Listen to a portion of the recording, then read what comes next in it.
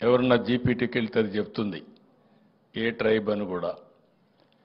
ఒక గిరిజన కుటుంబంలో పుట్టి టీచరు లేకపోయినా కాదు అని నిరాకరించిన ఫోకస్ పెట్టాడు, విద్యను అభ్యసించాడు.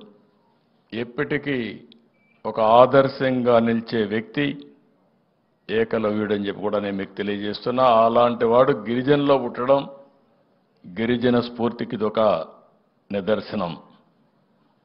ఇదే కాకుండా ఆదివాసులందరూ వ్యవసాయం, అటవీ ఉత్పత్తులు, హస్తకళలు, జానపద సంగీతం, నృత్యం చేయడం, సాంప్రదాయ ఆహారాలు అంటే మళ్ళీ ప్రపంచం మొత్తం ఈ యొక్క ఆర్గానిక్ ఆహారానికి శ్రీకారం చుట్టే పరిస్థితికి వచ్చారు.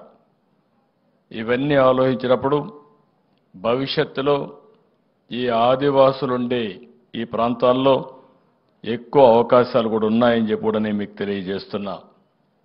అన్ని విషయాల్లో మీరు ముందుంటారు. మిమ్మల్ని చూస్తే భారతదేశ స్వాతంత్ర ఉద్యమంలో పెద్ద ఎత్తున పోరాడారు బిర్సా ముండా, తాత్వా బిల్, మన తెలుగు రాష్ట్రం నుంచి కొమరం భీం వంటి వాళ్ళు బ్రిటిష్ వాళ్ళ గుండెల్లో రైళ్లు పరిగెత్తించి స్వాతంత్ర ఉద్యమాన్ని నడిపిన విషయం మనం గుర్తుపెట్టుకోవాల్సిన అవసరం ఉంది. అదే మరిగా అల్లూరి సీతారామరాజు గిరిజన ప్రాంతంలో మీ అండతో, మీ సహకారంతో అక్కడుండి బ్రిటిష్ వాళ్ళ ఆధిపత్యాన్ని ఎట్టి పరిస్థితుల్లో అంతం చేయాలనే ఉద్దేశంతో పోరాడాడు, ప్రాణత్యాగం చేశాడు. అందుకే శాశ్వతంగా ఆంధ్రప్రదేశ్కే కాకుండా ఈ దేశానికి ఒక ముద్దు బిడ్డగా మిగిలిపోయే పరిస్థితికి వచ్చారు. అలాంటి స్ఫూర్తి మీ అందరి ముందర ఉందని చెప్పి కూడా నేను మీకు తెలియజేస్తున్నా. వీటన్నిటికి కూడా మీరు చేసిన త్యాగాలు కానీ, మీరు ఇచ్చిన మద్దతు కానీ ఎప్పటికీ జాతి మరవదు.